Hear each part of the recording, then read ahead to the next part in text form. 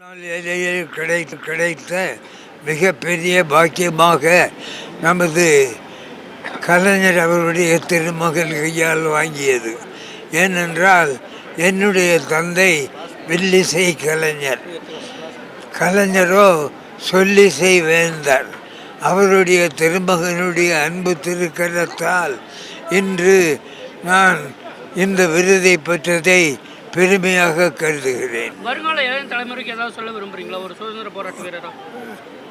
நான் பள்ளியில் படித்து கொண்டிருக்கின்ற நேரத்திலேயே சுதந்திர போரிலே ஏற்பட்டு துப்பாக்கி சூட்டுக்கு தப்பி உயிர் பிழைத்த தியாகிதான் நானும்.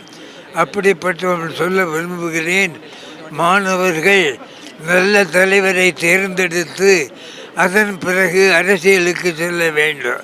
முதலிலே வேண்டியது நல்ல தலைவர். காமராஜ் போன்ற தலைவர்களை தேர்ந்தெடுத்து பின்னாலே போக வேண்டும்.